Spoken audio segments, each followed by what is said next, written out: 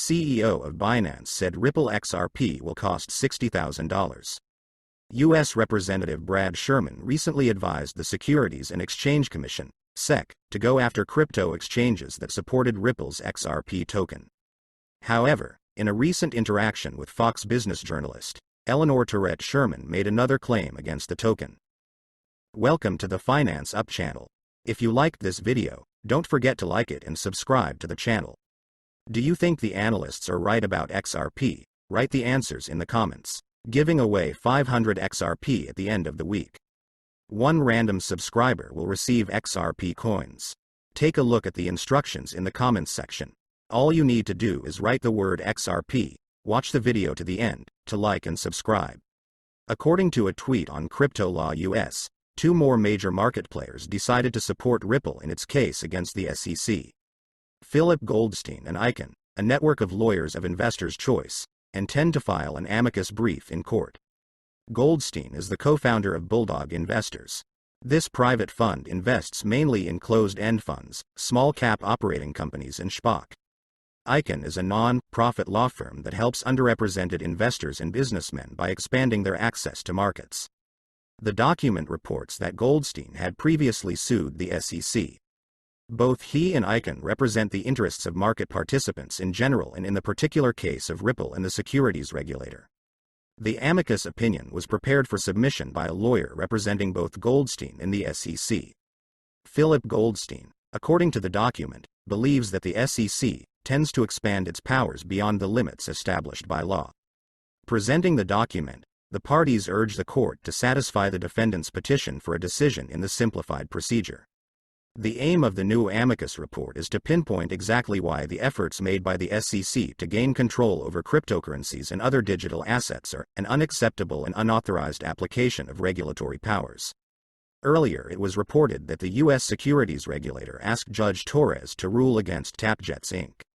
and iRemit Inc., who filed their amicus briefs in support of Ripple in his motion for a summary judgment. Nevertheless, they were allowed to do it. Both companies focused on the importance of XRP for their business in their proposals. iRemit is based in the Philippines and relies heavily on Ripple and ODL, including XRP, for hassle-free and cheap transactions. TapJets stressed that XRP is vital to its business model, as it allows you to book flights quickly and around the clock. The lawsuit was filed by the SEC against Ripple Labs and 2 of its senior executives, Brad Garlinghouse and Christopher Larson, in December 2020, alleging that both the executives and the company were selling XRP as an unregistered security. Brad Garlinghouse recently said he expects the case to be solved by the second half of next year. The judge ordered the SEC to turn over Hinman's emails, but did not specify when. Attorney Jeremy Hogan on Twitter clarified the confusion regarding Judge Torres' recent order to release Hinman's documents. Brief update on the Ripple v. SEC case. I see some confusion, therefore I tweet. On Sept. 29, Judge Torres overruled the SEC's objections to turning over the Hinman emails but did not say when they must be turned over. Therefore, 1. On September 29, District Judge Torres dismissed the SEC's objections and ordered her to hand over Hinman's documents in which he stated that Ethereum is not a security in his 2018 speech. Jeremy Hogan highlights a key fact. The judge ordered the SEC to hand over the emails, but did not specify when. He claims that the deadline for this will come when an appeal against the judge's decision should be filed. He says it will essentially take about 60 days or possibly more if the SEC wants to reconsider the decision, which remains unlikely. If the SEC was to file a motion to review Judge Torres' decision on the SEC's objections to Hinman's documents, it should have happened yesterday, October 13, as lawyer James K. Phelan explained. Hogan believes that the review of Hinman's emails may take longer if the SEC appeals the decision. This is in line with the view expressed earlier by James K. Phelan, who suggested that the SEC would use several procedural tricks to further delay the release of documents for Hinman's speech.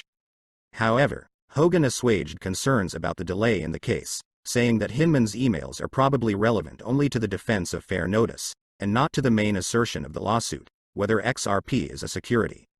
In addition, he stressed that Ripple did not submit a simplified decision on the protection of fair notification.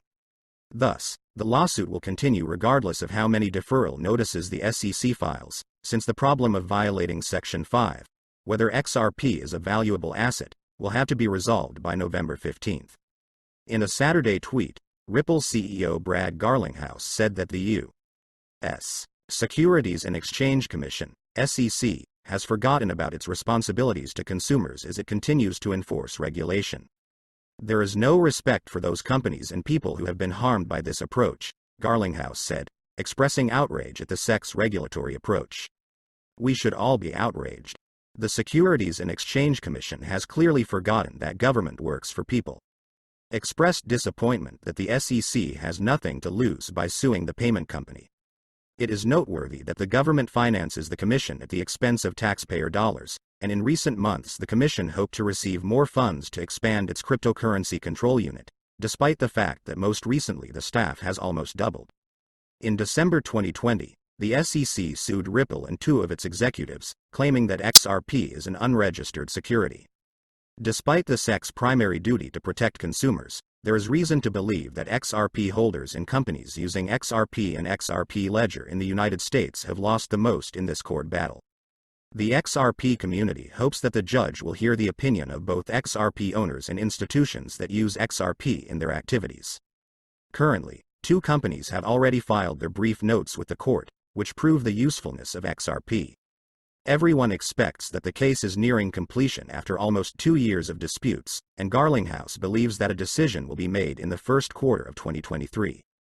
However, this will have little impact on the company's current operations, since 95% of its customers are not in the USA.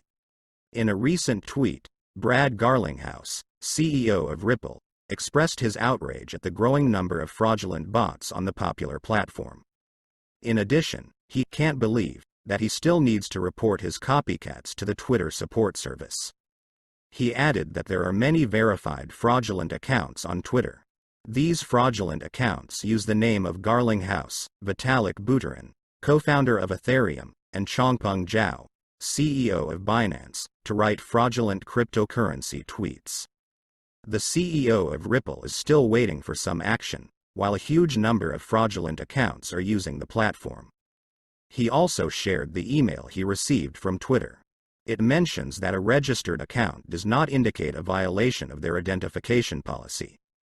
These fraudulent crypto accounts and Twitter bot responses have been noted by some crypto analysts and experts. These accounts posed as Binance CEOs and sent spam on Twitter, while Garlinghouse's image and name are used to distribute fake XRP tokens. Twitter, the social media giant, is embroiled in a lawsuit against Elon Musk over the rejection of a $44 billion acquisition deal. The richest man in the world claims that the social network provided inaccurate data on Twitter bots. It mentions that there are many more fake accounts running on the platform than the company estimates. The current price of XRP for today you can see yourself on the screens, and the trading volume for 24 hours is $1,294,436,065 US. We are updating our XRP price in US dollars in real time. XRP has dropped 4.08% in the last 24 hours. Do you think XRP will be able to win the court and restore its former price? Write the answers in the comments. That's it for today. Thank you for watching this video to the end. If you liked it, then don't forget to like it and subscribe to the channel.